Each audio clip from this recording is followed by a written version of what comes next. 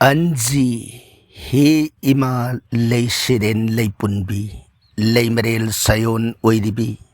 asi tatabi akong kang dabi imoynu ahong asawbi tara sakning khang na sak sobi wang lay yening khang na yan sobi wayel wangam taurangbi huyen lanseng sapabi ingi kutsingli oidibi pegi sahum oidibi hi pokpi yai pokpi hi leima yai leima hi kubi yai sna kauna mingkhibi leima taret sayunbi nak thaleima pautoibi phurip leima lutsaubi phurip sangjau oidibi phuron warol nungdayatabi ayuk sara nungdambi namidang sara nungkhaibi taibang nauyok naukon biyo hi ima hausam tongdam nabi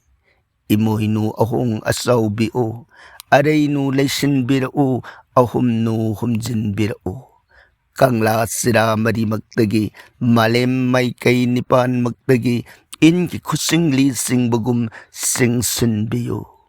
pegi sahum supagum supsin biyo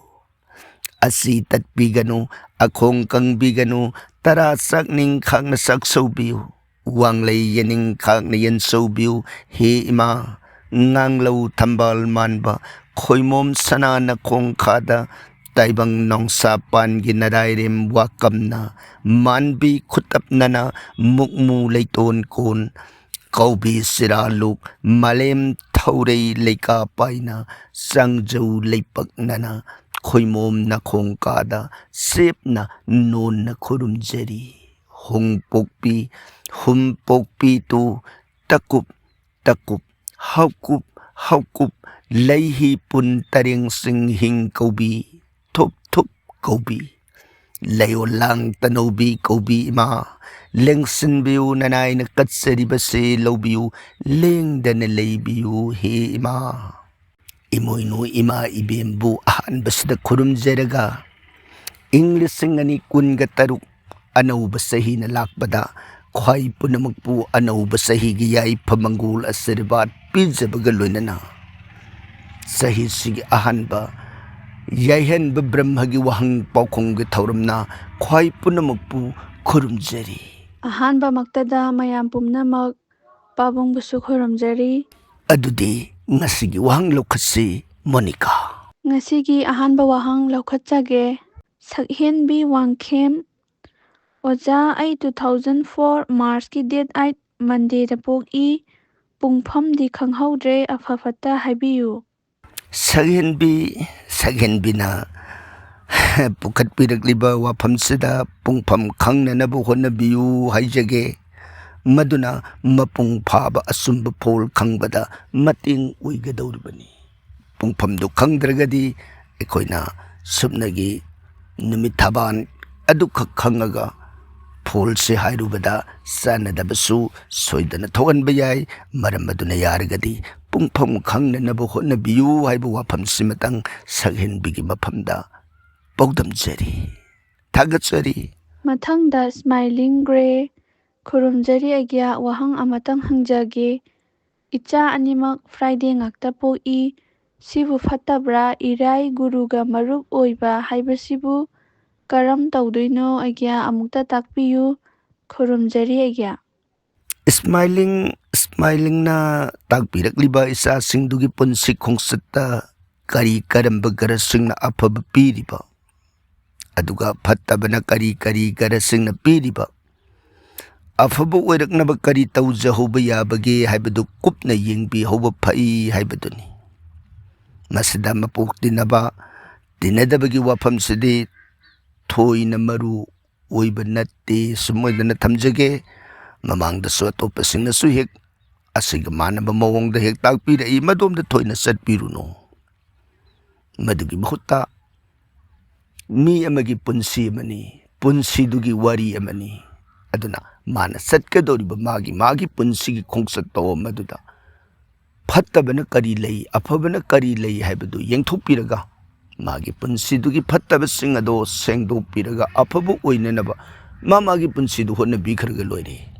मागा इगे येनदा मदुम संगसिल्लुबदा थोइना मरु ओइबा नत्ते चटकदौरिबसे मा मसा मसानी मरमदुना मसा मसागी ओइबा मागी पुंसीगी खोंफमदु नैनबने हेना मरु ओइ हाइबा वाफमसिमतंग स्माइलिंगी मफमदा पौदमजरी थागतजरी smiling ꯃꯊꯪꯒꯤ ꯋꯥꯍꯪꯗ ꯁꯦꯔꯦꯅꯥ ꯍꯔꯦ ꯀ꯭ꯔꯤꯁꯅ ꯑꯩꯒ꯭ꯌꯥ ꯆꯤꯡꯗꯣꯜ ꯀꯌꯥ ꯂꯥꯞꯅ ꯂꯩꯗꯨꯅ ꯈꯨꯔꯨꯝꯖꯔꯤ ꯋꯥꯍꯪ ꯑꯃꯇꯪ ꯍꯪꯖꯒꯦ ꯃꯗꯨꯗꯤ ꯁ꯭ꯔꯥꯙꯥ ꯀꯔꯃꯗ ꯐꯃꯨꯡ ꯀꯥꯡꯈꯜ ꯕꯦꯗꯁꯤꯠ ꯀꯝꯕꯜ ꯀꯣꯜꯂꯤꯛ ꯆꯐꯨ ꯎꯌꯥꯟ ꯈꯥꯕꯩ ꯆꯦꯒꯞ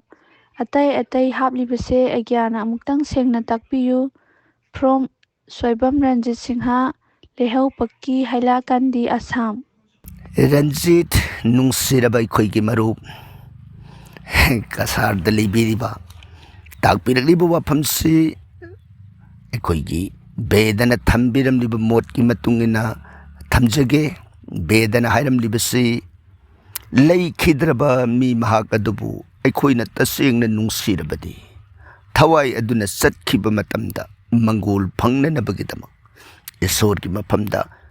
कथुकजबनी ईश्वरना मदुबु लैखिद्रबा थवाई अदुगी मफमदा नंगी लेहौरिबा इमुंग मनुंगना नंगीदमक ईश्वर ऐगी इफमदा सिनरकपनी हाइना मफमदा मंगोल मखन मखन कयाबु फंगल्ली मसिना थवाईदुना पेलबदा अमुक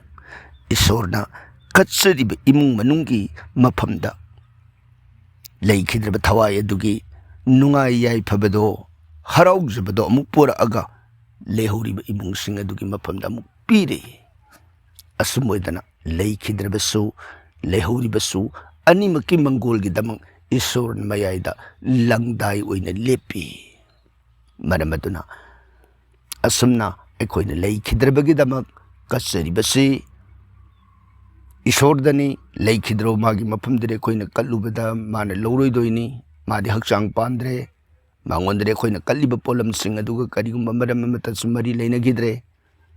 ईश्वर तुदा अइना अइगी लैमिन्नरंबा मतमदा मी अमोइना मागी हिंगबदा संगदबा पोलमसिंग अदु अइना नुंगसिना माइदमकनेना कल्लबा कांसिदा ईश्वरदुना ओ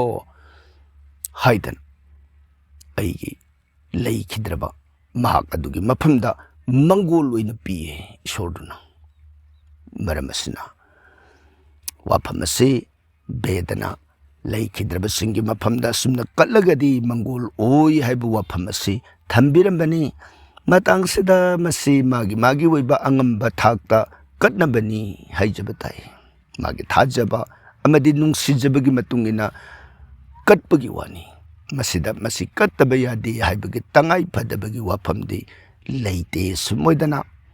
रंजित की मफमदा पौदमजरी थागतजरी रंजित ꯃꯊꯪꯗ ꯗꯣꯔꯦꯟ ꯈꯨꯃꯟꯆꯥ ꯑꯩꯒ꯭ꯌꯥ ꯄꯥꯕꯨꯡ ꯂꯝꯗꯝ ꯇꯥꯝꯅ ꯅꯆꯥꯅ ꯈꯨꯔꯨꯝꯖꯔꯤ ꯄꯥꯕꯨꯡ ꯅꯆꯥꯒꯤ ꯄꯣꯛꯄꯒꯤ ꯃꯇꯝꯁꯤ ꯂꯩꯕꯥꯛ ꯄꯣꯛꯄ ꯅꯨꯃꯤꯠꯀꯤ ꯅꯨꯃꯤꯗꯥꯡ ꯑꯍꯤꯡ ꯄꯨꯡ 1:35 ꯑꯗꯨꯋꯥꯏꯗ ꯄꯣꯛꯄꯅꯤ ꯑꯗꯨꯕꯨ ꯄꯥꯟꯖꯤ ꯑꯃꯗ ꯌꯦꯡꯂꯨꯕꯗ ꯂꯩꯕꯥꯛ ꯄꯣꯛꯄ ꯆꯪꯏ ꯍꯥꯏ ꯄꯥꯟꯖꯤ ꯑꯃꯗ ꯌꯨꯝꯁ ꯀꯩꯁ ꯆꯪꯏ ꯍꯥꯏ ꯑꯗꯨꯅ ꯋꯥꯈꯜꯁꯦ ꯌꯥꯝ ꯅꯨꯡꯉꯥꯏꯇ꯭ꯔꯦ ꯏꯁꯥꯒꯤ ꯏꯄꯣꯛ ꯅꯨꯃꯤꯠ ꯈꯪꯗꯕꯁꯦ ꯄꯥꯕꯨꯡꯅ ꯑꯃꯨꯛꯇꯪ ꯇꯥꯛꯄꯤꯌꯨ ꯋꯥꯍꯪ ꯍꯪꯖꯔꯤꯕ ꯗꯣꯔꯦꯟ ꯁꯤꯡꯍ ꯖꯤꯔꯤꯕꯝ ꯈꯨꯅꯧ दोरेन नुंसिरबा अखोइगी मतम अमगी मरुप जिरिबामदा लेबिरिबा ताकपिरकलिबा पुखतपिरकलिबा वाफमसे लेबाक पोकपा पुई हाइना लौबियु सुमोइनना समना दोरेनगी मफमदा अहानबदा थमजरी अदुगा दोरेना मसिदा अतो अतोपसिंगना हाइरकपगी वाफमदा सिंगनरिबसे अखोइगी मोता वाफमसिगी मतंगदा ब्याखा मतेक अमतंग थमजगे अखोइगी हंदके एस्ट्रोलॉजी की तामदा हाइबदी पांजीगी हाइबताई निमित्तागी खोंसतपु नैनरिबसिंगी वाखनसे वेस्टर्न कंट्री सिंगी मखोइगी थ्योरी अमा अदुगा इंडिया ने सिंगबा लेबाक सिंगदा चनरिबा एस्ट्रोलॉजी की थ्योरी अमा थ्योरी अनि सिम मानदे हाइबदुनी माननबदी पुबा मानदी मानदब से अखोइना वेस्टर्न थ्योरी द चलिबसना मखोइगेना ए डे नोंगमा हाइबसि साबा मतमदा मिडनाइट टू मिडनाइट अहिंग नोंगयाई बारोगी मतुंगदगी हेक लालकपदा मथंगी नुमित हौरे हाइदना अहिंग नोंयाय अमदगिना नोंयाय अमगी मतम भावबसिना मखोइना नोंग मसाई अदुगा इंडियन एस्ट्रोलॉजी की थ्योरी द पीरिबसुना सनराइज टू सनराइज है नोंगानबा अमदगिना नोंगानबा अमगी मतम से मसिना नोंग मसाई है पी अदुना हाइदिबा पुंगसी मानदन सत्प खोंफम ओइब अदुना मखोइगिदी अहिंगदा मथंगी दुमित संगबा इंडिया की थ्योरी सिदना नोंग हे गांद्रि मखै हाइबदी सनराइज टाइम सि यौद्रिब मखै मथंगी दुमित संगंदी अचदा इंडियाना मखोइगी थ्योरी दुगसु अदुम पुनसिनब हाइबदी वर्ल्ड वाइड असि इंग्लिश की प्लेटफॉर्म सिदा अयाम्बना पृथ्वी से मखोइना मपुम ओइना जॉय तौखिबा हाइबताई दना इंग्लिश से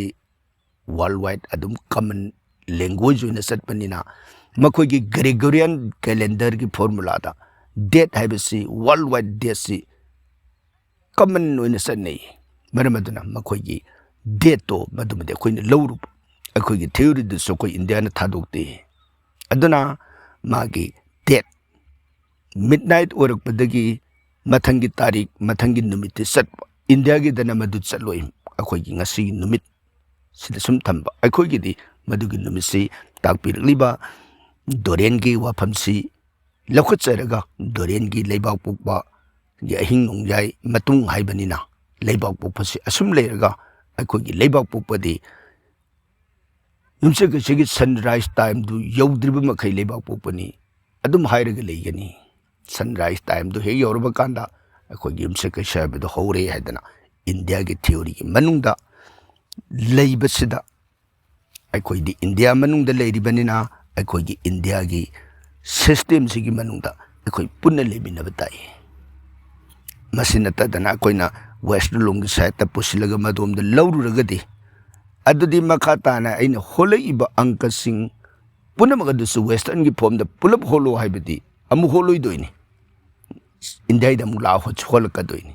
अदुना अखोइगी सनबिदुगी मखादुदा पुन्ना दुम लेमिनबा मसी सनबी अमदी अइगी इरेपाक अदुगी कल्चर अमोइना लेजब नियम अमनी सुमदना दोरेन की मफमदा पौदमजरी थागचरी मथंगदा ओमिला युमनाम खुरुमजरी बाबुंग अखोइ युमसे लमलोंग अहुम फांगबगा नकनै अदुगा तुरेलगी इरei ताफमगसु नकनै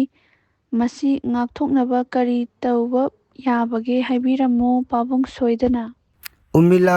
उमिला की थम्बिरक्लिब वफमसी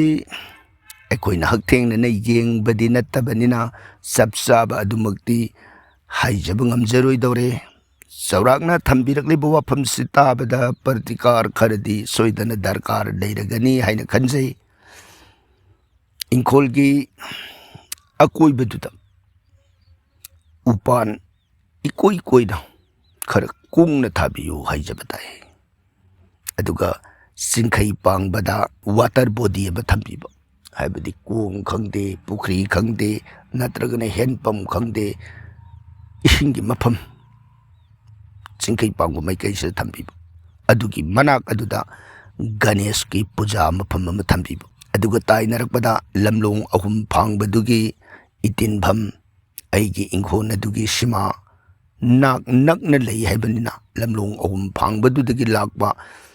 नेगेटिव इन्फ्लुएंस एनर्जी पुनमक अदुदगी ngaknanaba माइकै अदोमदा अइगी फेंसिंग अमा निंथिना सेंबिबा हाइबदी मदुदगी फुरुकबा रेदो अइगी इंखोन बाउंडरी मनुंग अदुदा चंगदनबा मसिना अइगी लाइबा मदुदगी थोलकबा नेगेटिव फोर्सिंग अदु ngakthokpada चाउना मतेंग ओइ अदुदगी ताइनरकपदा अइगी युम अदुदा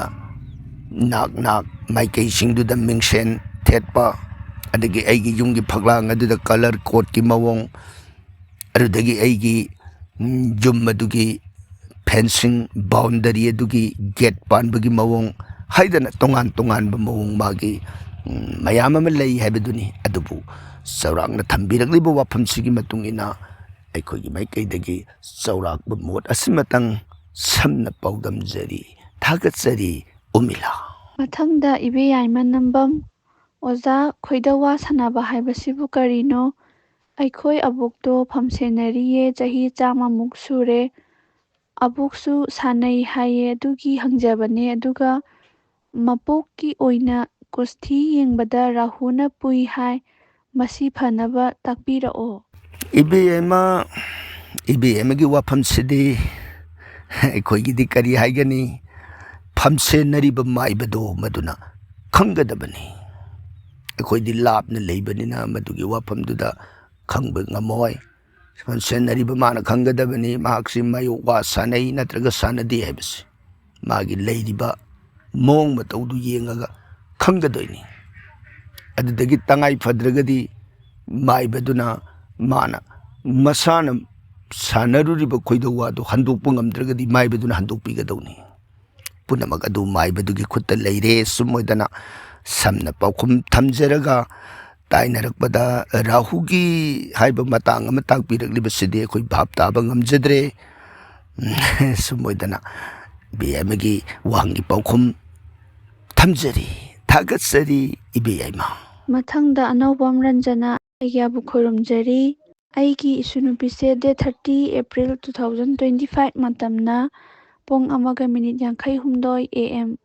ꯄꯣꯛꯏ꯫ ꯃꯄꯣꯛ ꯅꯨꯃꯤꯠꯁꯤꯕꯨ ꯀꯔꯝꯕ ꯑꯣꯏꯒꯗꯒꯦ? ꯑꯩꯒ꯭ꯌꯥ ꯑꯃꯅ ꯑꯃ ꯍꯥꯏ, ꯑꯩꯒ꯭ꯌꯥ ꯑꯃꯨꯛꯇ ꯇꯥꯛꯄꯤꯌꯨ꯫ ꯈꯨꯔꯨꯝꯖꯔꯤ ꯑꯩꯒ꯭ꯌꯥꯕꯨ꯫ ꯔꯟꯖꯅꯥꯅ ꯄꯨꯈꯠꯄꯤꯔꯛꯂꯤꯕ ꯇꯥꯡ 30 ꯊꯥ 4 ꯏꯪ 2025 ꯄꯨꯡ 1:52 ꯑꯍꯤꯡ 12 ꯃꯇꯨꯡ AM ꯄꯣꯛꯏ ꯍꯥꯏꯕ ꯃꯥꯒꯤ ꯃꯄꯣꯛ ꯅꯨꯃꯤꯠ ꯀꯔꯤ ꯑꯣꯏꯒꯗꯒꯦꯅ ꯇꯥꯛꯄꯤꯔꯛꯂꯤꯕꯁꯤ ꯃꯊꯛꯇ ꯍꯧꯖꯤꯛꯇ ꯊꯝꯖꯈꯤꯕ ꯑꯩꯈꯣꯏꯒꯤ ꯗꯣꯔꯦꯟꯒꯤ ꯄꯥꯎꯈꯨꯝꯗꯨ ꯁꯣꯏꯗꯅ ꯔꯟꯖꯅꯥꯁꯨ ꯇꯥꯕꯤꯔꯝꯂꯒꯅꯤ, ꯃꯗꯨꯗꯒꯤ ꯑꯥꯏꯗꯤꯌꯥ ꯑꯃꯗꯤ ꯁꯣꯏꯗꯅ ꯐꯪꯕꯤꯔꯝꯂꯒꯅꯤ ꯈꯟꯖꯩ꯫ ꯃꯔꯝ ꯑꯗꯨꯅ ꯍꯥꯏꯔꯤꯕ ꯗꯦ ꯇꯥꯏꯝ ꯍꯥꯏꯕꯗꯤ ꯅꯣꯡꯉꯥꯟꯕꯒꯤ ꯁꯟꯔꯥꯏꯁ ꯇꯥꯏꯝ ꯑꯗꯣ ꯌꯧꯗꯕꯅꯤꯅ ꯑꯗꯨꯃꯛ ꯍꯥꯏꯔꯤꯕ ꯇꯥꯡ 30ꯁꯤꯒꯤ ꯅꯨꯃꯤꯠꯇꯨꯗ ꯑꯣꯏꯔꯤꯕ ꯅꯨꯃꯤꯠꯇꯣ ꯑꯗꯨꯝ ꯂꯧꯕꯤꯒꯅꯤ꯫ ꯑꯗꯨꯒ ꯃꯔꯛꯁꯤꯗ ꯇꯥꯛꯄꯤꯔꯛꯂꯤꯕ ꯇꯥꯡ 30ꯁꯤ ꯃꯊꯪꯒꯤ ꯕꯥꯔꯣ ꯂꯥꯟꯕ ꯃꯇꯨꯡꯒꯤ ꯇꯥꯡ 30 ꯍꯥꯏꯕꯤꯔꯤꯕ꯭ꯔꯥ, ꯅꯠꯇ꯭ꯔꯒꯅ ꯕꯥꯔꯣ ꯂꯥꯟꯕ ꯂꯥꯟꯗꯕ ꯊꯤꯗꯅ ꯉꯁꯥꯏ ಮꯃꯥꯡ ಲಾಂದ್ರಿꯉꯩꯒꯤ ಮꯃꯥꯡꯒꯤ ꯇꯥꯡ 30ꯗꯨ ꯑꯣꯏꯔꯤꯕ꯭ꯔꯥ ꯍꯥꯏꯕꯁꯤꯃꯗꯤ ꯃꯌꯦꯛ ꯁꯦꯡꯅ ꯄꯟꯕꯤꯔꯛꯇ꯭ರೆ꯫ ꯑꯗꯨꯕꯨ ꯍꯥꯏꯔꯤꯕ ꯏꯟꯗꯤꯌꯥꯒꯤ ꯁꯤꯁꯇꯦꯝ ꯃꯇꯨꯡ ꯏꯟꯅ ꯇꯥꯡ 30ꯁꯤ ꯃꯁꯤ ꯑꯍꯤꯡ ꯂꯥꯜꯂꯕ ꯃꯇꯨꯡꯗꯁꯨ ꯑꯗꯨꯝ ꯑꯣꯏꯕ ꯇꯥꯡ 30 ꯑꯣꯏꯔꯒꯗꯤ ꯇꯥꯡ 30ꯁꯤ ꯀꯥꯂꯦꯟꯒꯤ ꯇ꯭ꯔꯤꯇꯤꯌꯥꯅꯤ, ꯌꯨꯝꯁꯀꯩꯁ ꯅꯨꯃꯤꯠꯅꯤ꯫ ꯀꯥꯂꯦꯟ ꯇ꯭ꯔꯤꯇꯤꯌꯥꯁꯤ ꯍꯥꯏꯔꯤꯕ ꯇꯥꯡ 30 ꯑꯁꯤꯒꯤ ꯑꯉꯥꯡꯁꯤꯅ ꯄꯣꯛꯏꯕ ꯃꯇꯝ ꯄꯨꯡ 1:52 ꯍꯥꯏꯔꯤꯕꯁꯦ ꯃꯁꯤꯒꯤ ꯃꯇꯨꯡ ꯆꯣꯟꯊꯔꯒ ꯄꯨꯡ 2:12 ꯐꯥꯎꯕꯒꯤ ꯃꯇꯝꯁꯦ ꯀꯥꯂꯦꯟ ꯇ꯭ꯔꯤꯇꯤꯌꯥ ꯍꯨꯝꯅꯤ ꯄꯥꯟꯕꯒꯤ ꯃꯇꯝꯁꯤ ꯑꯣꯏꯔꯤ꯫ ꯃꯁꯤꯗꯒꯤ ꯍꯨꯠ ꯍꯥꯏꯗꯈꯤꯕ ꯄꯨꯡ 2:10 ꯍꯦꯛ ꯆꯠꯄꯗꯒꯤꯗꯤ ꯀꯥꯂꯦꯟꯒꯤ 4ꯅꯤ ꯄꯥꯡꯕꯒꯤ ꯄꯨꯡ ꯆꯪꯈ꯭ꯔꯒꯅꯤ꯫ ꯑꯗꯨꯅ ꯍꯥꯏꯔꯤꯕ ꯋꯥꯐꯝꯁꯤ ꯅꯨꯃꯤꯠꯁꯤ ꯑꯗꯨꯃꯛ ꯌꯨꯝꯁꯀꯩꯁꯁꯤꯗ ꯄꯣꯛꯀꯅꯤ ꯍꯥꯏꯕ ꯋꯥꯐꯝꯁꯤ ꯊꯝꯖꯔꯤ꯫ ꯃꯁꯤ ꯑꯩꯈꯣꯏꯒꯤ ꯏꯟꯗꯤꯌꯟ ꯑꯦꯁꯇ꯭ꯔꯣꯂꯣꯖꯤꯒꯤ ꯁꯤꯁꯇꯦꯝꯁꯤꯅ ꯑꯗꯨꯃꯛ ꯂꯩꯖꯕ ꯋꯥꯐꯝꯅꯤ꯫ ꯋꯦꯁꯇꯔꯟꯒ ꯑꯩꯈꯣꯏꯒ ꯁꯨꯝ ꯁꯝꯖꯤꯜꯂꯒ ꯆꯠꯄꯗꯒꯤ ꯚꯥꯞꯁꯤ ꯏꯑꯣꯟ ꯑꯣꯟꯅꯔꯛꯄꯅꯤ꯫ ꯏꯟꯗꯤꯌꯥꯒꯤ ꯁꯤꯁꯇꯦꯝꯗ ꯂꯩꯔꯤꯕ ꯅꯤꯌꯣꯝꯒꯤ ꯋꯥꯐꯝ ꯑꯁꯤ ꯔꯟꯖꯅꯥꯒꯤ ꯃꯐꯝꯗ ꯑꯃꯨꯛꯀꯁꯨ ꯍꯟꯅ ꯄꯥꯎꯗꯝꯖꯔꯤ꯫ ꯊꯥꯒꯠꯆꯔꯤ꯫ ꯃꯊꯪꯗ ꯀꯜꯄꯅꯥ ꯅꯤꯡꯊꯧꯖꯝ ꯑꯣꯖꯥ, ꯑꯍꯥꯟꯕꯗ ꯏꯀꯥꯏ ꯈꯨꯝꯅꯕ ꯎꯠꯆꯔꯤ꯫ ꯋꯥꯍꯪ ꯑꯃꯠꯇ ꯍꯪꯖꯒꯦ ꯑꯣꯖꯥ꯫ ꯌꯨꯝ ꯏꯪꯈꯣꯜ ꯑꯃꯗ ꯐꯠꯇ ꯍꯥꯎꯊꯤ, ꯑꯃꯣꯠ ꯑꯀꯥꯏ ꯍꯨꯟꯗꯣꯛꯄ ꯌꯥꯕ ꯃꯐꯝ ꯖꯒꯥ ꯃꯥꯏꯀꯩ ꯑꯃꯨꯛꯇ ꯇꯥꯛꯄꯤꯌꯨ ꯑꯣꯖꯥꯕꯨ꯫ ꯀꯜꯄꯅꯥꯕꯨ ꯇꯔꯥꯝꯅ ꯑꯣꯛꯆꯔꯒ ꯚꯥꯁꯇꯨ ꯁꯥꯁꯇ꯭ꯔꯒꯤ ꯃꯣꯠ ꯃꯇꯨꯡ ꯏꯟꯅ ꯊꯝꯕꯤꯔꯛꯂꯤꯕ ꯌꯨꯝꯒꯤ ꯑꯃꯣꯠ ꯑꯀꯥꯏ ꯑꯁꯤ ꯃꯐꯝ ꯀꯗꯥꯏꯋꯥꯏꯗ ꯊꯝꯕ ꯍꯥꯏꯕꯁꯤꯗ ꯃꯈꯥ ꯃꯥꯏꯀꯩ ꯑꯃꯣꯠ ꯑꯀꯥꯏ ꯊꯝꯕ ꯌꯥꯏ, ꯅꯠꯇ꯭ꯔꯒꯅ ꯁꯟꯊꯣꯡ ꯃꯥꯏꯀꯩ ꯌꯥꯏ, ꯅꯠꯇ꯭ꯔꯒ ꯅꯣꯡꯄꯣꯛ ꯌꯥꯏ, ꯅꯠꯇ꯭ꯔꯒ ꯀꯧꯕ꯭ꯔꯨ ꯌꯥꯏ, ꯅꯠꯇ꯭ꯔꯒꯅ ꯅꯣꯡꯆꯨꯞ꯫ ꯍꯥꯏꯔꯤꯕ ꯃꯈꯥ, ꯁꯟꯊꯣꯡ, ꯅꯣꯡꯄꯣꯛ, ꯀꯧꯕ꯭ꯔꯨ, ꯅꯣꯡꯆꯨꯞ ꯍꯥꯏꯔꯤꯕ ꯃꯥꯏꯀꯩ 5ꯁꯤꯒꯤ ꯃꯅꯨꯡꯗ ꯑꯩꯈꯣꯏꯒꯤ ꯋꯥꯁ ꯑꯃꯣꯠ ꯑꯀꯥꯏ ꯅꯠꯇ꯭ꯔꯒꯅ ꯗꯁꯕꯤꯟꯁꯤ ꯊꯝꯕ ꯌꯥꯏ, ꯃꯗꯨꯒꯤ ꯊꯝꯐꯝꯅꯤ꯫ ꯑꯗꯨꯗ ꯍꯥꯏꯖꯈ꯭ꯔꯤꯕ ꯃꯥꯏꯀꯩꯁꯤꯡꯁꯤꯒꯤ ꯃꯔꯛꯇ ꯑꯩꯈꯣꯏꯅ ꯊꯝꯕ ꯃꯇꯝꯗ ꯚꯤꯖꯤꯇꯔꯅ ꯂꯥꯛꯄꯒꯤ ꯃꯥꯏꯀꯩꯗ ꯃꯗꯨ ꯐꯣꯡꯅ ꯎꯍꯟꯕꯗꯤ ꯐꯔꯣꯏꯗꯣꯏꯅꯤ꯫ ꯃꯥꯏꯀꯩꯒꯤꯗꯤ ꯊꯝꯕ ꯌꯥꯕ ꯃꯥꯏꯀꯩꯗꯨ ꯊꯝꯕ ꯃꯇꯝꯗ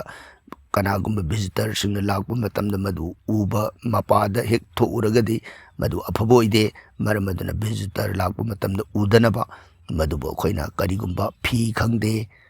करिगुम्बा मौंग अमा नत्रगा अमना हाइरिबा वास नत्रगना डस्टबिन असि कुपसिन बिदुना थम्बिगदौबनी अदुगा हाइरिबा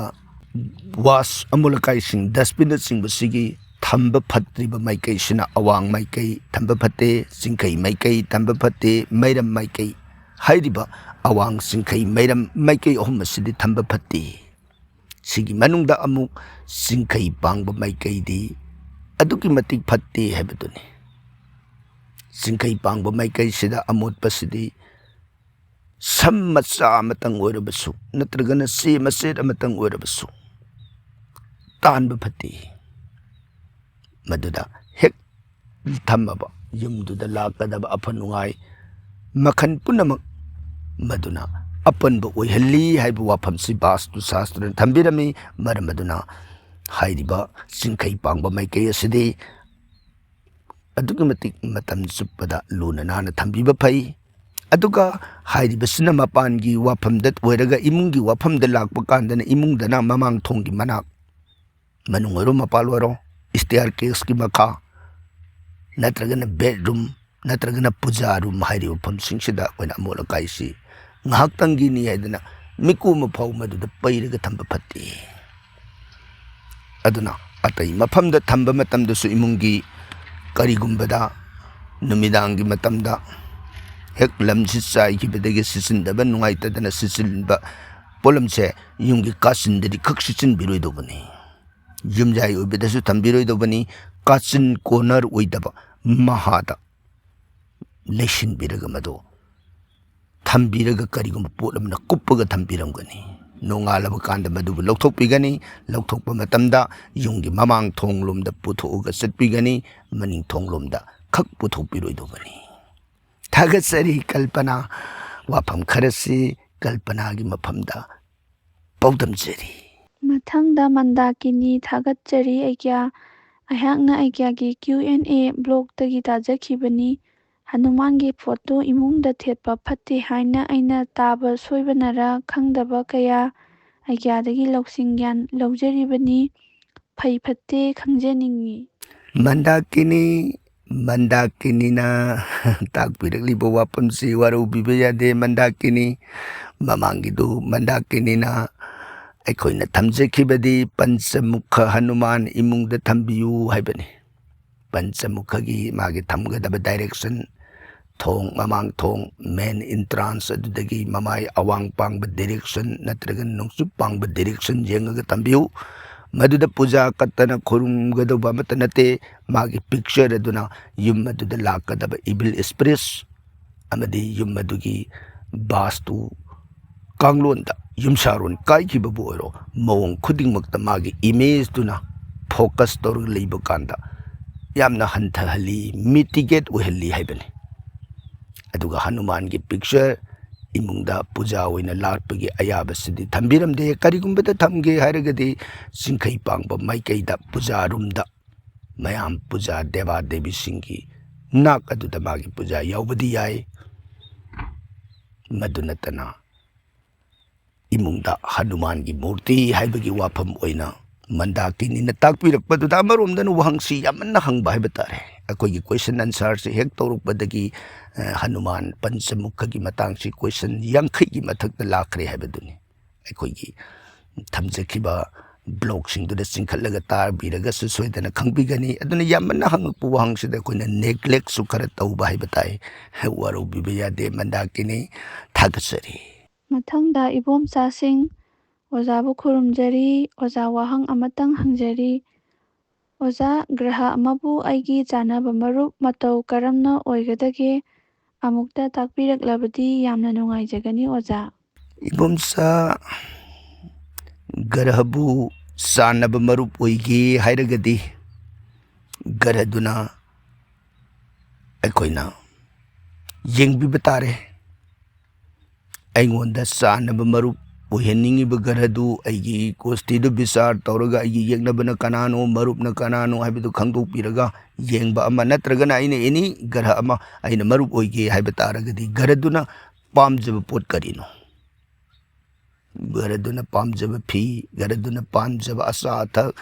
ꯒ꯭ꯔꯍꯗꯨꯅ ꯑꯩꯉꯣꯟꯗ ꯅꯨꯡꯁꯤꯕꯤꯔꯛꯄ ꯌꯥꯕ ꯃꯟꯇ꯭ꯔ, ꯑꯗꯨꯗꯒꯤ ꯃꯥꯒꯤꯗꯃꯛ ꯑꯩꯅ ꯕ꯭ꯔꯇ ꯍꯥꯏꯕꯗꯤ ꯋꯥꯁꯛ, ꯃꯥꯕꯨ ꯅꯨꯡꯁꯤꯖꯕꯒꯤ ꯑꯩꯅ ꯋꯥꯁꯛ ꯑꯃ ꯉꯥꯛꯄ ꯍꯥꯏꯗꯅ ꯃꯑꯣꯡ ꯑꯃꯗ ꯅꯠꯇ꯭ꯔꯒ ꯑꯃꯗ ꯃꯌꯥꯝ ꯑꯃ ꯄꯤꯈ꯭ꯔꯦ꯫ ꯊꯝꯕꯤꯔꯛꯂꯤꯕ ꯃꯐꯝꯁꯤꯗ ꯒ꯭ꯔꯍ ꯑꯀꯛꯅꯕ ꯑꯃꯒꯤ ꯑꯣꯏꯅ ꯇꯥꯛꯄꯤꯔꯛꯄꯁꯨ ꯅꯠꯇꯕꯅꯤꯅ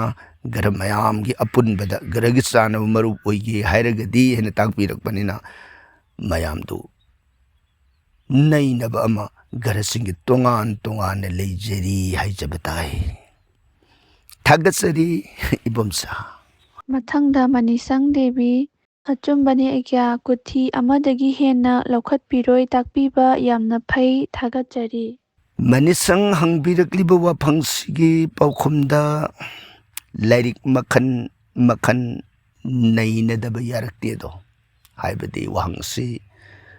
ꯃꯥꯏ ꯂꯣꯏꯕ ꯋꯥꯍꯪꯗ ꯍꯦꯛꯇ ꯍꯪꯕ ꯅꯠꯇ꯭ꯔꯤ꯫ ꯇꯣꯉꯥꯟ ꯇꯣꯉꯥꯟꯕ ꯃꯑꯣꯡꯗ ꯍꯪꯕꯤꯔꯛꯄ ꯋꯥꯍꯪꯁꯤꯡ ꯑꯁꯤ ꯑꯩꯈꯣꯏꯅ ꯂꯣꯏꯅ ꯃꯗꯨꯕꯨ ꯁꯤꯟꯐꯥ ꯄꯨꯕ ꯉꯝꯗꯕ ꯃꯇꯥꯡ ꯌꯥꯎꯔꯛꯄ, ꯃꯗꯨꯗ ꯑꯩꯈꯣই ꯂꯥꯏꯔꯤꯛꯁꯤ ꯀꯔꯤ ꯂꯥꯏꯔꯤꯛꯇ ꯌꯥꯎꯔꯤꯒꯗꯒꯦ, ꯃꯥꯒꯤ ꯋꯥꯍꯪꯁꯤꯒ ꯆꯥꯅꯕ ꯄꯥꯎꯈꯨꯝꯁꯤ ꯀꯗꯥꯏꯗꯅꯣ ꯍꯥꯏꯕꯒꯤ ꯑꯗꯨꯒꯨꯝꯕꯒꯤ ꯊꯤꯕꯒꯤ ꯃꯔꯛ ꯑꯗꯨꯗ ꯇꯣꯞ ꯇꯣꯞꯅ ꯂꯥꯏꯔꯤꯛꯇ ꯊꯤꯕ ꯐꯪꯉꯛꯇꯕꯗ ꯑꯣꯖꯥ ꯒꯨꯔꯨ ꯑꯈꯪ ꯑꯍꯩ ꯇꯥꯟꯅꯗꯕ ꯌꯥꯗꯕꯒꯤ ꯃꯇꯥꯡꯁꯨ ꯍꯦꯛ ꯂꯥꯛꯄ꯫ ꯑꯗꯨꯒꯨꯝꯕ ꯆꯤꯜꯂꯕ ꯃꯔꯛ ꯑꯗꯨꯗ ꯑꯃꯨꯛ ꯑꯩꯒꯤ ꯇꯣꯉꯥꯟꯕ ꯌꯨꯝꯒꯤ ꯑꯆꯤꯜ ꯑꯐꯥꯏ ꯑꯇꯣꯞ ꯑꯇꯣꯞꯄ ꯊꯕꯛꯁꯤꯡꯒꯤ ꯃꯔꯛꯇ ꯀꯨꯁꯇꯤꯒꯤ ꯕꯤꯆꯥꯔꯁꯤꯃ ꯑꯃꯨꯛ ꯃꯤ 10ꯒꯤ 11ꯒꯤ ꯄꯪꯍꯪꯗ ꯍꯪꯖꯤꯜꯂꯛꯑꯒꯗꯤ ꯃꯗꯨꯒꯤ ꯃꯌꯥꯝꯗ ꯀꯨꯊꯤ ꯑꯃꯃꯝꯒꯤ ꯕꯤꯆꯥꯔ ꯇꯧꯕꯗ ꯍꯦꯛꯇ ꯍꯥꯏꯖꯤꯟꯕ ꯌꯥꯕꯁꯨ ꯅꯠꯇꯦ꯫ ꯑꯗꯨꯅ ꯃꯗꯨꯒꯤ ꯕꯤꯆꯥꯔ ꯇꯧꯕꯗ ꯄꯨꯡ 1-2 ꯆꯪꯁꯤꯜꯂꯛꯄ ꯀꯥꯟꯗ ꯑꯩꯈꯣꯏꯒꯤ ꯊꯕꯛꯁꯤ ꯃꯇꯝꯒꯤ ꯁꯣꯔꯇꯦꯖ ꯍꯥꯏꯕ ꯇꯥꯏ꯫ ꯃꯔꯝ ꯑꯗꯨꯅ ꯑꯩꯈꯣꯏꯅ ꯋꯥꯐꯝꯁꯤ ꯑꯃꯗꯒꯤ ꯍꯦꯟꯅ ꯂꯧꯈꯠꯆꯕ ꯉꯝꯖꯔꯣꯏꯗꯧꯔꯦ ꯍꯥꯏꯅ ꯐꯣꯡꯗꯣꯛꯆꯈꯤꯕꯅꯤ꯫ ꯑꯩꯈꯣꯏꯒꯤ ꯑꯋꯥꯕꯁꯤꯕꯨ ꯎꯕꯤꯗꯨꯅ ꯑꯩꯈꯣꯏꯕꯨ ꯅꯨꯡꯁꯤꯅ ꯁꯧꯒꯠꯄꯤꯔꯛꯄ ꯃꯅꯤꯁꯪꯕꯨ ꯍꯥꯏꯅꯤꯡꯉꯥꯏ ꯂꯩꯇꯅ ꯊꯥꯒꯠꯆꯔꯤ꯫ ꯃꯊꯪꯗ ꯄꯕꯤꯇ꯭ꯔ ꯍꯟꯖꯕꯝ: ꯍꯔꯦ ꯀ꯭ꯔꯤꯁꯅ, ꯑꯩꯒ꯭ꯌꯥ ꯈꯨꯔꯨꯝꯖꯔꯤ꯫ ꯑꯩꯒ꯭ꯌꯥꯒꯤ ꯋꯥꯍꯪ ꯄꯥꯎꯈꯨꯝ ꯇꯥꯖꯔꯒ ꯃꯤꯠ ꯅꯥꯀꯣꯡ ꯑꯣꯏꯖꯩ꯫ ꯕꯥꯟꯁꯤꯔꯤꯒꯤ ꯃꯔꯝꯗ ꯁꯨꯒꯥꯏꯅ ꯇꯥꯛꯄꯤꯕ ꯍꯥꯏꯅꯤꯡꯉꯥꯏ ꯂꯩꯇꯅ ꯊꯥꯒꯠꯆꯔꯤ꯫ ꯄꯕꯤꯇ꯭ꯔꯅ ꯑꯩꯈꯣꯏꯒꯤ ꯊꯧꯔꯝꯕꯨ ꯇꯥꯕꯤꯔꯕ ꯃꯇꯨꯡꯗ ꯀꯥꯟꯅꯕ ꯐꯪꯉꯤ꯫ ꯕꯥꯡꯁꯤꯒꯤ ꯄꯥꯎꯈꯨꯝꯕꯨ ꯈꯪꯕꯗ ꯀꯥꯟꯅꯩ ꯍꯥꯏꯅ ꯇꯥꯛꯄꯤꯔꯛꯄ, ꯑꯩꯈꯣꯏꯕꯨ ꯄꯨꯛꯅꯤꯡ ꯊꯧꯒꯠꯄꯤꯔꯛꯄ, ꯑꯩꯈꯣꯏꯕꯨ ꯅꯨꯡꯁꯤꯕꯤꯕ, ꯏꯁꯣꯔꯅ ꯃꯇꯝ ꯄꯨꯝꯅꯃꯛꯇ ꯄꯕꯤꯇ꯭ꯔꯒꯤ ꯃꯪꯒꯣꯜ ꯑꯁꯤꯔꯕꯥꯗ ꯄꯤꯅꯕꯤꯕ ꯑꯣꯏꯔꯁꯅꯨ ꯍꯥꯏꯗꯅ ꯚꯒꯋꯥꯟꯒꯤ ꯆꯔꯣꯟꯗ ꯊꯧꯅꯤꯖꯔꯤ, ꯊꯥꯒꯠꯆꯔꯤ ꯄꯕꯤꯇ꯭ꯔ꯫ ꯃꯊꯪꯗ ꯊꯣꯏꯕꯤ ꯇꯈꯦꯜꯃꯌꯨꯝ: ꯑꯩꯒ꯭ꯌꯥꯕꯨ ꯈꯪꯖꯅꯤꯡꯕ ꯑꯃꯇꯪ ꯂꯩꯖꯔꯦ꯫ ꯑꯩꯒ꯭ꯌꯥ ꯁꯤꯕ ꯃꯍꯥꯗꯦꯕꯅ ꯀꯣꯛꯇ ꯖꯣꯇꯥ, ꯉꯛꯁꯝꯗ ꯂꯤꯟ, ꯍꯛꯆꯥꯡꯅ ꯎꯠ ꯇꯩꯔꯤꯕ ꯑꯗꯨꯒ ꯍꯛꯆꯥꯡꯗ ꯀꯩꯒꯤ ꯃꯋꯨꯟ ꯁꯦꯠꯂꯤꯕꯒꯤ ꯃꯔꯝꯗ ꯑꯃꯨꯛꯇꯪ ꯇꯥꯛꯄꯤꯕ ꯌꯥꯒꯗ꯭ꯔꯥ? ꯊꯥꯒꯠꯆꯔꯤ꯫ ꯊꯣꯏꯕꯤ ꯄꯨꯈꯠꯄꯤꯔꯛꯂꯤꯕ ꯋꯥꯐꯝꯁꯤꯗ ꯋꯥꯍꯟꯊꯣꯛ ꯀꯌꯥꯗ ꯑꯥꯔꯊꯁꯤ ꯂꯧꯅꯔꯤ ꯍꯥꯏꯕ ꯇꯥꯏ, ꯑꯗꯨꯒ ꯃꯥꯒꯤ ꯑꯣꯏꯕ ꯃꯣꯠꯁꯤꯡꯁꯨ ꯑꯗꯨꯝ ꯄꯤꯅꯔꯤ꯫ ꯑꯗꯨꯕꯨ ꯑꯩꯈꯣꯏꯒꯤ ꯃꯣꯠꯇꯗꯤ ꯚꯦꯗꯅ ꯊꯝꯕꯤꯔꯝꯕ ꯃꯣꯠ ꯑꯣꯏꯅ ꯈꯔꯗꯪ ꯊꯣꯏꯕꯤꯒꯤ ꯇꯥꯛꯄꯤꯔꯛꯂꯤꯕ ꯋꯥꯐꯝꯁꯤꯗ ꯊꯝꯖꯒꯦ꯫ ꯊꯣꯏꯕꯤꯅ ꯄꯨꯈꯠꯄꯤꯔꯛꯂꯤꯕꯁꯤ ꯃꯍꯥꯗꯦꯕꯅ ꯖꯇꯥ ꯄꯨꯜꯂꯤꯕ ꯀꯔꯤꯒꯤꯅꯣ, ꯃꯍꯥꯗꯦꯕꯒꯤ ꯉꯛꯁꯝꯗ ꯂꯤꯟ ꯖꯦꯠꯂꯤꯕ ꯀꯔꯤꯒꯤꯅꯣ, ꯀꯔꯤ ꯑꯥꯔꯊ, ꯎꯠ ꯇꯩꯔꯤꯕ, ꯀꯩꯒꯤ ꯃꯋꯨꯟ ꯁꯦꯠꯂꯤꯕ ꯍꯥꯏꯕꯅꯆꯤꯡꯕꯁꯤ ꯑꯩꯈꯣꯏꯅ ꯚꯦꯗꯗ ꯅꯩꯅꯖꯕ ꯃꯇꯝꯗ ꯚꯦꯗꯅ ꯄꯤꯔꯝꯃꯤꯕꯁꯤ, ꯖꯇꯥꯅ ꯐꯣꯡꯗꯣꯛꯏꯕꯁꯤ ꯀꯣꯁꯃꯤꯛ ꯐꯣꯔꯁꯦꯁ ꯍꯥꯏꯕ ꯇꯥꯏ꯫ ꯖꯒꯠꯁꯤꯒꯤ ꯇꯣꯉꯥꯟ ꯇꯣꯉꯥꯟꯕ ꯃꯥꯏꯀꯩ ꯀꯌꯥꯗꯒꯤ ꯐꯣꯔꯁ, ꯏꯟꯐ꯭ꯂꯨꯌꯦꯟꯁ ꯃꯌꯥꯝꯁꯤꯡ ꯑꯁꯦ ꯂꯥꯛꯁꯤꯟꯗꯨꯅ ꯊꯝꯕ, ꯍꯥꯏꯕꯗꯤ ꯃꯍꯥꯗꯦꯕꯅ ꯁꯝꯂꯥꯡ ꯑꯁꯤ ꯄꯨꯂꯞ ꯑꯣꯏꯅ ꯄꯨꯟꯈꯠꯂꯒ ꯃꯥꯒꯤ ꯄꯨꯛꯅꯤꯡ ꯑꯁꯤ ꯖꯣꯒꯤ ꯑꯃꯒꯤ ꯚꯥꯕꯒꯨꯝ, ꯑꯗꯨꯅ ꯖꯒꯠꯀꯤ ꯀꯜꯂꯛꯄ, ꯑꯄꯥꯝꯕ, ꯑꯁꯥꯎꯕ, ꯁꯨꯝꯍꯠꯄ, ꯅꯥꯄꯜ, ꯃꯌꯥꯏ ꯀꯥꯕ, ꯑꯀꯤꯕ ꯍꯥꯏꯕꯅꯆꯤꯡꯕ ꯀꯜꯂꯕ ꯏꯊꯛ ꯏꯔꯩ ꯏꯍꯨꯜ ꯄꯨꯝꯅꯃꯛ ꯁꯛꯇꯤꯁꯤꯡ ꯑꯗꯨ ꯄꯨꯂꯞ ꯑꯣꯏꯅ ꯐꯥꯖꯤꯟꯗꯨꯅ ꯊꯝꯅꯅꯕꯒꯤꯗꯃꯛ ꯚꯒꯋꯥꯟꯅ jata punbani haiba wafamsi bedana thambi aduga anisuba wafamda lin ibungo sibagi ngaksamda yetlibagi wafam asibuna jagat ki akiba asiba awaba haidana leidiba angakpa punamaksin ase masigi mapuni haibadu utnanabagi dabak bhawana ngaksamda lin yetli haidana motsima thambi aduga ut ibungogi angada taidibasuna hakchang ase utpungni nong masoidana mangkini mangba naiba hakchang se masi mangba naidaba thawaibu senhannabagidam bhawana ibungogi angada utase taibani samoidana mot asima mupi aduga kaigi mawulgi wafam asina mapan gi oiba arang arak leiteng apamba sumatpa punamak adubu joy taunanabagidaba ibungona kaigi mawulna se thonbani haiba mot samdawdana ibungogi hakchangda leitengiba tongan tonganba makhan makhan sugrik pareng gangana ithak horiba trisun pairiba damaru pairiba timuna punna khuji oina siriba mathang mathang wahan thoksing ase asumena supna yengba matamda jagat kalyan gi damak jagat mangul gi damak jagat phidam nafam oina bhawan gi angada leitengiba loinariba masak makdani haiba wafam ase thoibi gi mafamda pautam sari thagat sari thoibi ꯃꯊꯪꯗ ꯖꯣꯏꯀꯨꯃꯥꯔ ꯁꯔꯃ ꯑꯣꯖꯥꯕꯨ ꯌꯨꯝ ꯁꯥꯒꯦ ꯍꯥꯏꯗꯨꯅ ꯄꯨꯈ꯭ꯔꯤ ꯐꯨꯜꯂꯨꯔꯦ ꯃꯤꯁꯤꯡꯅ ꯑꯃꯨꯛꯇꯪꯗ ꯄꯨꯂꯞ ꯐꯨꯟꯕ ꯐꯠꯇꯦ ꯆꯍꯤ 3 ꯆꯪꯅ ꯐꯨꯟꯒꯗꯕꯅꯤ ꯍꯥꯏꯔꯦ ꯈꯔ ꯑꯃꯅ ꯆꯍꯤ 8 ꯆꯪꯅ ꯐꯨꯟꯒꯗꯕꯅꯤ ꯍꯥꯏꯔꯦ ꯃꯁꯤꯗ ꯀꯔꯤ ꯇꯧꯒꯗꯕꯅꯣ ꯑꯣꯖꯥꯅ ꯇꯥꯛꯄꯤꯔꯛꯂꯕꯗꯤ ꯅꯨꯡꯉꯥꯏꯖꯒꯅꯤ Joykumarna takpiraliba wafam ase thabak loiraga kona pau khanganbirakle haijaba tai haijabagi artadi pukri phunbasi phundringi mamangda niyom khangna phunbiba phai aduga phunba matamda pukri asi vastu shastra gi mota Chinese feng shui gi mota su sahi amarom sangna phunbana khwaidagi afaba oi haiba mota simadi adum pi karigino hana haibada aikoina pukri ama phunba matamda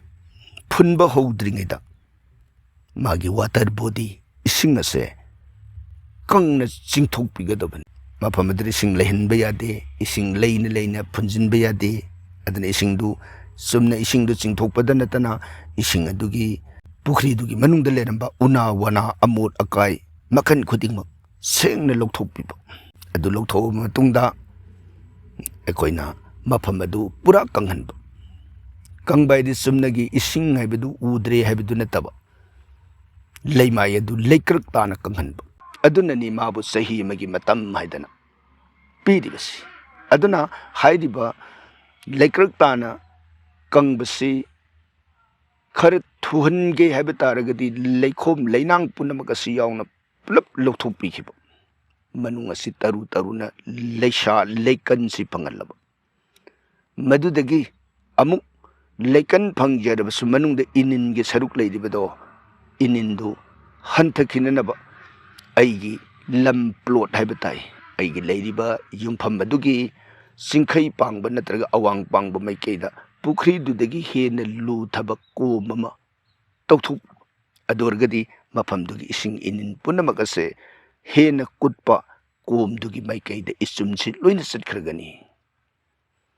adorgadi mafam adu adumak leba hapsin bibe yare magi isumdu adum satkhirgani tongana tawriba komduda asum tawdana phunba karigino masida hairami habadi maruina hairiba mafam masida ising leiramba mafamsi tawhide dana bedana shastra na mod pidibasi maruibidi karino habata ising hek leiramba mafam ase kuine ising tungpham oiramba mafam sida lai afabasu phattabasu tin kangsu bhut pretsu pambisu punamak ising haibasina jibagi thawai ni haiba philosophy duga mari lenana ising leiba mafamda mayam se loina saidangpham oiraga lerami ꯑꯗꯨꯅ ꯑꯩꯈꯣꯏꯅ ꯏꯁꯤꯡꯁꯤ ꯀꯪꯅ ꯂꯧꯊꯣꯛꯈꯤꯕ ꯃꯇꯝꯗ ꯃꯥꯒꯤ ꯂꯩꯔꯝꯃꯤꯕ ꯚꯨꯠ ꯄ꯭ꯔꯦꯠ ꯑꯣꯏꯔꯣ ꯂꯥꯏ ꯑꯣꯏꯔꯣ ꯇꯤꯃꯨ ꯂꯥꯏꯃꯨ ꯅꯠꯇ꯭ꯔꯒ ꯄꯥꯝꯕꯤ ꯄꯥꯅꯥꯏ ꯑꯄꯤꯛꯄ ꯖꯤꯕꯁꯤꯡ ꯏꯁꯤꯡ ꯂꯩꯇ꯭ꯔꯕꯗꯤ ꯃꯣꯏ ꯆꯠꯈ꯭ꯔꯅꯤ ꯑꯗꯨꯅ ꯆꯠꯈ꯭ꯔꯕ ꯀꯪꯉꯕ ꯀꯥꯟꯗ ꯃꯐꯝꯗꯨ ꯂꯩꯕꯥꯛ ꯊꯣꯜꯂꯨ ꯍꯥꯏꯕ ꯑꯗꯨꯅ ꯍꯥꯏꯔꯤꯕ ꯊꯋꯥꯏꯁꯤꯡ ꯑꯗꯨ ꯏꯁꯤꯡꯗꯨ ꯀꯪꯈ꯭ꯔ ꯐꯥꯎꯕꯗ ꯃꯈꯣꯏꯒꯤ ꯃꯇꯝ ꯁꯥꯡꯅ ꯂꯩꯔꯝꯕ ꯃꯐꯝ ꯑꯣꯏꯕꯅ ꯃꯈꯣꯏꯗ ꯄꯦꯟꯗꯕ ꯅꯨꯡꯉꯥꯏꯇꯕ ꯃꯌꯥꯝ ꯑꯃ ꯃꯈꯣꯏꯒꯤ ꯅꯨꯡꯉꯥꯏꯇꯕ ꯑꯁꯥꯎꯕꯗꯣ ꯃꯗꯨꯅ ꯃꯔꯝ ꯑꯣꯏꯔꯒ ꯃꯐꯝꯗꯨꯗ ꯑꯩꯈꯣꯏꯅ ꯃꯦꯟꯁꯤꯜꯂꯨꯕ ꯀꯥꯟꯗꯨꯗ ꯌꯨꯝꯗꯨꯗ ꯑꯩꯈꯣꯏꯅ ꯃꯐꯝꯗꯨꯗ ꯊꯣꯛꯍꯟꯅꯤꯡꯗꯕ ꯊꯧꯗꯣꯛ ꯋꯥꯊꯣꯛ ꯐꯠꯇꯕ ꯅꯦꯒꯦꯇꯤꯚ ꯐꯣꯔꯁ ꯃꯌꯥꯝ ꯑꯃ ꯊꯣꯛꯍꯜꯂꯤ ꯃꯗꯨ ꯊꯣꯛꯇꯅꯕꯅꯤ ꯉꯁꯥꯏꯒꯤ ꯀꯔꯤꯒꯨꯝꯕꯗ ꯃꯈꯣꯏꯅ ꯁꯥꯎꯔꯝꯃꯕꯁꯨ ꯅꯥꯛ ꯑꯃꯔꯣꯝꯗ ꯃꯉꯣꯟꯗꯒꯤ ꯍꯦꯟꯅ ꯀꯨꯠꯊꯕ ꯀꯣꯝ ꯑꯃ ꯇꯧꯔꯤꯕꯁꯦ ꯀꯣꯝꯗꯨꯗ ꯏꯁꯤꯡꯒꯤ ꯏꯆꯨꯝꯗꯨ ꯐꯥꯎꯈ꯭ꯔꯕꯅꯤꯅ ꯃꯈꯣꯏ ꯑꯗꯣꯝꯗ ꯑꯣꯏꯅ ꯇ꯭ꯔꯥꯟꯁꯐꯥꯔ ꯇꯧꯕꯤꯔꯣ ꯍꯥꯏꯕꯒꯤ ꯏꯪꯒꯤꯠ ꯄꯤꯕ ꯀꯥꯟꯗ ꯃꯣꯏ ꯁꯣꯏꯗꯅ ꯑꯗꯣꯝꯗ ꯆꯠꯂꯅꯤ ꯑꯗꯨ ꯃꯐꯝꯗꯨꯗ ꯃꯣꯏ ꯊꯥꯗꯣꯛꯑꯒ ꯆꯠꯈ꯭ꯔꯅꯤ ꯑꯗꯨꯒ ꯑꯃꯨꯛ ꯍꯥꯏꯔꯤꯕ ꯅꯤꯌꯣꯝꯁꯤꯒ ꯂꯣꯏꯅꯅ ꯑꯩꯈꯣꯏꯅ ꯄꯨꯈ꯭ꯔꯤꯁꯤ ꯍꯨꯜꯂꯝꯗꯥꯏꯒꯤ ꯃꯇꯝꯗ ꯀꯅꯥꯒꯨꯝꯕ ꯅꯤꯡꯉꯥꯏ ꯀꯟꯕ ꯊꯋꯥꯏ ꯅꯠꯇ꯭ꯔꯒꯅ ꯚꯨꯠ ꯄ꯭ꯔꯦꯠ ꯅꯠꯇ꯭ꯔꯒꯅ ꯂꯥꯏ ꯃꯈꯣꯏꯗꯨꯒꯤ ꯑꯁꯥꯎꯕꯗꯨꯅ ꯑꯩꯈꯣꯏꯗ ꯌꯦꯡꯉꯛꯇꯅꯅꯕ ꯑꯁꯥꯎꯕꯗꯣ ꯃꯥꯡꯈꯤꯅꯕ ꯃꯐꯝ ꯑꯗꯨꯒꯤ ꯚꯨꯃꯤ ꯂꯩꯕꯥꯛ ꯂꯩꯃꯥꯏ ꯑꯗꯣ ꯃꯗꯨꯕꯨ ꯄꯨꯖꯥ ꯇꯧꯕ ꯑꯗꯨꯗꯒꯤ ꯒꯪꯒꯥ ꯄꯨꯖꯥꯅꯆꯤꯡꯕ ꯇꯧꯕ ꯍꯥꯏꯔꯤꯕ ꯚꯨꯃꯤ ꯗꯦꯕꯇꯥꯅ ꯑꯃꯗꯤ ꯒꯪꯒꯥꯒꯤ ꯃꯒꯨꯟꯅ ꯃꯈꯣꯏꯗꯨꯕꯨ ꯑꯩꯈꯣꯏꯅ ꯅꯨꯡꯁꯤꯅ ꯄꯨꯖꯥ ꯑꯁꯤ ꯀꯠꯆꯔꯕ ꯀꯥꯟꯗꯨꯗ ꯃꯈꯣꯏꯅ ꯅꯣꯏ ꯂꯩꯔꯅꯨ ꯆꯠꯂꯣ ꯃꯐꯝ ꯑꯁꯦ ꯑꯩꯈꯣꯏꯅ ꯌꯥꯔꯦ ꯄꯕꯤꯇ꯭ꯔ ꯁ꯭ꯊꯥꯜ ꯑꯃ ꯑꯣꯏꯔꯦ ꯅꯈꯣꯏ ꯂꯩꯕ ꯌꯥꯗ꯭ꯔꯦ ꯃꯈꯣꯏꯒꯤ ꯒꯨꯟꯗꯨꯅ ꯄꯨꯝꯅꯃꯛ ꯑꯗꯨ ꯇꯥꯟꯊꯣꯛꯄꯤꯈ꯭ꯔꯕ ꯃꯇꯝꯗꯗꯤ ꯃꯐꯝꯗꯨꯗ ꯑꯩꯈꯣꯏꯅ ꯁꯦꯝꯅꯤꯡꯕ ꯁꯥꯅꯤꯡꯕ ꯐꯨꯟꯅꯤꯡꯕ ꯃꯈꯜ ꯈꯨꯗꯤꯡꯃꯛ ꯂꯣꯏꯅ ꯑꯐꯕ ꯑꯣꯏꯒꯗꯧꯔꯤꯕꯅꯤ ꯃꯔꯝ ꯑꯗꯨꯅ ꯇꯥꯛꯄꯤꯔꯛꯂꯤꯕꯁꯤꯗꯗꯤ ꯍꯥꯟꯅ ꯍꯦꯛꯇ ꯐꯨꯟꯖꯤꯜꯂꯨꯔꯦ ꯍꯥꯏꯅ ꯇꯥꯛꯄꯤꯔꯕꯅꯤꯅ ꯃꯁꯤꯗ ꯆꯍꯤ ꯁꯥꯡꯕ ꯁꯥꯡꯗꯕꯒꯤ ꯋꯥꯐꯝ ꯑꯁꯤꯗꯤ ꯊꯣꯏꯗꯣꯛꯅ ꯚꯥꯁꯇꯨ ꯁꯥꯁꯇ꯭ꯔꯒꯤ ꯃꯣꯠꯇꯗꯤ ꯊꯝꯕꯤꯔꯝꯗꯦ ꯚꯥꯁꯇꯨ ꯁꯥꯁꯇ꯭ꯔꯒꯤ ꯃꯣꯠꯅ ꯄꯤꯔꯤꯕꯗꯤ ꯃꯐꯝ ꯑꯗꯨ ꯏꯁꯤꯡ ꯀꯪꯅ ꯐꯨꯟꯕꯤꯌꯨ ꯃꯅꯨꯡꯗꯨꯗ ꯑꯃꯣꯠ ꯑꯀꯥꯏ ꯂꯩꯍꯟꯈꯤꯒꯅꯨ ꯍꯥꯏꯕꯗꯤ ꯐꯨꯟꯕ ꯃꯇꯝꯗ ꯑꯃꯣꯠ ꯑꯀꯥꯏ ꯂꯩꯈ꯭ꯔꯒꯗꯤ ꯃꯗꯨꯗꯒꯤ ꯐꯠꯇꯕ ꯇꯣꯛꯁꯤꯛ ꯑꯣꯏꯕ ꯃꯑꯣꯡ ꯑꯃꯗ ꯅꯠꯇ꯭ꯔꯒ ꯑꯃꯗ ꯍꯌꯦꯡ ꯃꯗꯨꯅ ꯔꯦ ꯐꯨꯒꯠꯂꯛꯄꯗ ꯑꯗꯨꯁꯨ ꯑꯐꯕ ꯑꯣꯏꯍꯟꯗꯦ ꯃꯗꯨꯅ ꯁꯤꯠ ꯅꯥꯟꯅ ꯂꯩꯈꯥ ꯑꯗꯨ ꯇꯔꯨ ꯇꯔꯨꯅ ꯊꯝꯃꯒ ꯃꯐꯝꯗꯨ ꯐꯨꯟꯕꯤꯌꯨ ꯏꯁꯤꯡ ꯏꯅꯤꯟ ꯂꯩꯍꯟꯒꯅꯨ ꯏꯁꯤꯡ ꯏꯅꯤꯟꯗꯣ ꯂꯩꯔꯒꯗꯤ ꯃꯗꯨꯁꯨ ꯑꯐꯕ ꯑꯣꯏꯗꯦ ꯍꯥꯏꯅ ꯃꯣꯠ ꯊꯝꯕꯤꯔꯝꯕꯅ ꯃꯔꯝ ꯑꯣꯏꯗꯅ ꯍꯧꯖꯤꯛꯇꯤ ꯀꯔꯤ ꯍꯥꯏꯒꯅꯤ ꯃꯐꯝ ꯑꯗꯨꯗ ꯍꯥꯏꯔꯤꯕ ꯄ꯭ꯔꯣꯁꯦꯁꯁꯤꯡ ꯑꯁꯤ ꯑꯃꯠꯇꯁꯨ ꯇꯧꯗꯅ ꯍꯦꯛꯇ ꯐꯨꯟꯖꯤꯜꯂꯨꯔꯦ ꯍꯥꯏꯕꯅꯤꯅ ꯚꯨꯃꯤ ꯄꯨꯖꯥ ꯃꯐꯝ ꯑꯗꯨꯒꯤ ꯂꯩꯃꯥꯏꯗꯨ ꯄꯨꯖꯥ ꯇꯧꯕꯤꯕ ꯒꯪꯒꯥ ꯄꯨꯖꯥ ꯇꯧꯕꯤꯕ ꯅꯦꯒꯦꯇꯤꯚ ꯏꯁꯄꯤꯔꯤꯠꯁ ꯑꯣꯏꯔꯛꯀꯗꯕ ꯄꯨꯝꯅꯃꯛꯁꯤꯡ ꯑꯗꯣ ꯃꯗꯨꯗꯒꯤ ꯊꯩꯗꯣꯛꯈꯤꯅꯅꯕ ꯑꯗꯨꯒ ꯇꯉꯥꯏ ꯐꯗꯅ ꯆꯍꯤ ꯑꯃꯔꯣꯝꯒꯤ ꯃꯇꯝꯗꯤ ꯂꯩꯕ ꯑꯗꯨꯃꯛ ꯐꯔꯒꯅꯤ ꯍꯥꯏꯕ ꯋꯥꯐꯝꯁꯤꯃꯇꯪ ꯖꯣꯏꯀꯨꯃꯥꯔꯒꯤ ꯃꯐꯝꯗ ꯄꯥꯎꯗꯝꯖꯔꯤ ꯊꯥꯒꯠꯆꯔꯤ ꯃꯊꯪꯗ ꯖꯤꯕꯟꯂꯇꯥ ꯀꯩꯁꯥꯝ ꯈꯨꯔꯨꯝꯖꯔꯤ ꯑꯣꯖꯥ ꯏꯆꯥꯒꯤ ꯗꯦꯠ ꯑꯣꯐ ꯕꯔth 23 April 2002 11:20 AM ꯑꯐ ꯐꯠꯇ ꯅꯤꯄꯥ ꯃꯐꯝ ꯑꯃꯗꯤ ꯖꯣꯕꯀꯤ ꯃꯇꯥꯡꯗ ꯑꯃꯨꯛꯇ ꯍꯥꯏꯕꯤꯔꯛꯂꯕꯗꯤ ꯌꯥꯝꯅ ꯅꯨꯡꯉꯥꯏꯖꯒꯅꯤ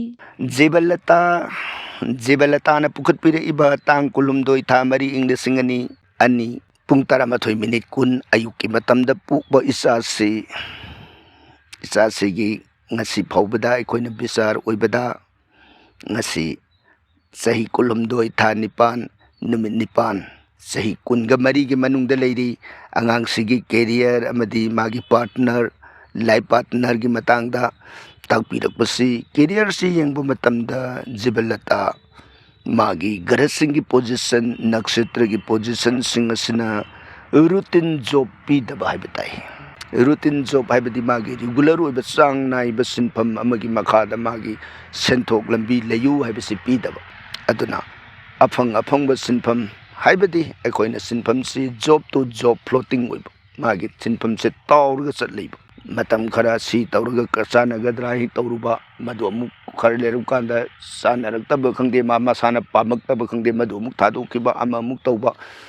ꯑꯃꯗꯨ ꯑꯃꯨꯛ ꯇꯧꯔꯦ ꯑꯃꯗ ꯑꯃꯨꯛ ꯁꯨꯃꯥꯏꯅ ꯆꯣꯡꯉꯒ ꯃꯥꯒꯤ ꯁꯤꯟꯐꯝꯁꯤ ꯄꯤꯔꯒ ꯂꯩꯕ ꯑꯗꯨꯒ ꯃꯥꯒꯤ ꯂꯥꯏꯐ ꯄꯥꯔꯠꯅꯔꯒꯤ ꯃꯇꯥꯡ ꯑꯁꯤꯁꯨ अफब पार्टनरसी ओइदबा हाइबा ताई मरम अदुना मागी लैरिबा ग्रहगी पोजिशन असदा मंगोल ग्रह चंद्र ग्रह बृहस्पति हाइरिबा ग्रह हुमसी मागी यामना बेनिफिक गुड प्लानेट ओइ अदुगा शुक्र बुध शनि अहुमसना मागी मेलफिक प्लानेट मागी येकनबा फत्तबा अकायक तोई पीबा दुगुंबा ग्रहसिंग ओइ अदुना मागी अफब पीबदा मंगोल चंद्र बृहस्पति से मसना साउना मांगोंदा अफब पीबनिना मांगोंदा थौना फबा थबकता हई सिंगबा मिगी मतेंग पांगबा ज्ञान लैबा अफब मगुन मयाम अमदि पीरे मागी लैरिबा अफब मगुन सिंग अदो मदुना मागी पुंसीबुदी मगुन लेब पुंसी अम ओहिन बंगमदब जेंब मतमदरी मास मगुन याम लई हाइना उजबा अदुगा मगुन लेब पुंसी मदि माना सेम बंगमद्रिबदि कनाननु हाइबदा शुक्रगा बुद्धगा शनिगा अहुमसना कन्न मंगोंदा येलगा लेब मरम अदुना पुनमक असिदगी अफबगी माइकैरोमदा संगसिनबिगे हाइरगदी बुद्ध शुक्र शनि अहुमसे मरुप ओइननबा याम कन्न होनबियु पुनमक सिगी मनुंगदा ख्वाइदगी हेना मरु ओइबदी बुद्ध से मरुप अहानबदा ओइनबा होनबियु ngambagana ahummak marup oinanaba honabiyu madugi puja niyom mantra tongan tonganba mayam ama pire masida magi punsibu afabu oiraknabagi maikeiromda sangsinbiyu hena afabu oigani haiba wafam simatang jibalatagi mafamda paudamjari thagatsari WhatsApp SMS da hangbirakpagi wahang laukhatjage ahanbada Binodini Nambol Khabi Kari Taurage Aigya Wahangi Pakhum Piraktre Wahang Kaya Hangjakibani Amana Aigya Brigugi Khumphomgi Haibirakpa Yamna Penjai Pemanduna Yamna Kapchaki Nuksibana Ngawi Aigya Hare Krishna ꯑꯩꯈꯣꯏꯒꯤ ꯊꯧꯔꯝꯁꯤꯕꯨ ꯅꯨꯡꯁꯤꯅ ꯄꯨꯛꯅꯤꯡ ꯊꯧꯒꯠꯄꯤꯔꯤꯕ ꯅꯨꯡꯁꯤꯔꯕ ꯑꯩꯈꯣꯏꯒꯤ ꯃꯔꯨꯞꯁꯤꯡꯕꯨ ꯄꯨꯟꯅ ꯇꯔꯥꯝ ꯇꯔꯥꯝꯅ ꯑꯣꯛꯆꯕꯒ ꯂꯣꯏꯅꯅ ꯁ꯭ꯔꯤ ꯚꯒꯋꯥꯟꯒꯤ ꯆꯣꯔꯣꯟꯗ ꯃꯔꯨꯞꯁꯤꯡꯒꯤ ꯑꯅꯧꯕ ꯆꯍꯤꯅ ꯂꯥꯛꯄꯒ ꯏꯔꯣꯏꯅꯅ 2026ꯀꯤ ꯃꯪꯒꯣꯜ ꯑꯁꯤꯔꯕꯥꯗ ꯄꯤꯖꯔꯤ ꯄꯨꯅꯃꯛꯄꯨ ꯊꯥꯒꯠꯆꯔꯤ ꯅꯝꯕꯣꯜ ꯈꯥꯕꯤꯗ ꯂꯩꯕꯤꯔꯤꯕ ꯏꯃꯥ ꯕꯤꯅꯣꯗꯤꯅꯤ ꯊꯥꯒꯠꯆꯔꯤ ꯏꯁꯣꯔꯒꯤ ꯃꯒꯨꯟ ꯁꯥꯟꯅꯕꯤꯔꯝꯕ ꯂꯤꯂꯥꯁꯤꯡꯒꯤ ꯃꯅꯨꯡꯗ ꯕ꯭ꯔꯤꯒꯨꯄꯥꯗꯒꯤ ꯌꯥꯝꯅ ꯔꯁꯤꯛ ꯑꯣꯏꯕ ꯋꯥꯔꯤꯁꯤꯕꯨ ꯇꯥꯕꯤꯔꯒ ꯊꯃꯣꯏꯗ ꯄ꯭ꯔꯦꯝꯒꯤ ꯏꯊꯛ ꯍꯧꯕꯤꯗꯨꯅ ꯁꯤꯟꯊꯕꯤꯈꯤꯕ ꯃꯤꯠꯀꯤ ꯄꯤ ꯑꯆꯝꯕ ꯄꯤ ꯅꯠꯇꯦ ꯍꯥꯏꯖꯅꯤꯡꯉꯤ ꯀꯧꯁꯇꯨꯚꯃꯅꯤꯗꯒꯤ ꯍꯦꯟꯅ ꯃꯃꯜ ꯌꯥꯝꯂꯕ ꯂꯟꯕꯨ ꯇꯥꯟꯁꯤꯟꯕꯤꯔꯤ ꯁ꯭ꯔꯤ ꯖꯨꯒꯣꯂꯔꯥꯉꯥꯄꯥꯗꯅ ꯊꯧꯖꯥꯜꯒꯤ ꯏꯔꯤꯛ ꯏꯃꯥ ꯕꯤꯅꯣꯗꯤꯅꯤꯒꯤ ꯊꯛꯇ ꯂꯦꯞꯅ ꯈꯤꯛꯄꯤꯕ ꯑꯣꯏꯔꯁꯅꯨ ꯍꯥꯏꯗꯅ ꯁ꯭ꯔꯤ ꯆꯣꯔꯣꯟꯗ ꯏꯃꯥꯒꯤꯗꯃꯛ ꯊꯧꯅꯤꯖꯔꯤ ꯊꯥꯒꯠꯆꯔꯤ ꯏꯃꯥ Mathangda Phamdom Jilangambasing Salungpham Maning Lekai Happy New Year 2026 Yahenba Brahmagi Q&A gi paukhum pibiriba oza amadi question pabiriba Monica amadi question hangbiriba nungsijaraba marup mapiza khudingmakpu nadaba sidaba aningba apamba pumnamak Bhagavana Pinabiba Oshano Haina Pumnamakki Yaifamangal Nijari Happy New Year 2026 anauba sahina lakpada ahanba oina blessings and the best wishes thambirakba Phandom Jila ngamba ojagi blessing aikoigi maikaidagi taramna pigau san oksari oja loinana ojagisu imung manung punna lakadoriba satkadoriba sahi asigi khongsatta awa ana makhal amatta yaudana positive energy he na marang kaina phangbu oirasanu haidana new year blessing thamjari thagatsari ojabu ngasigidi happy new year punna anauba sahi lakbagi taramna okshabaga loinana yaifa paujeen pijaduna punamakpu aroibasida khurumjari Aihaki Maikaidagisu Mayam Pumnamakpu Amukka Hanna Khurumjari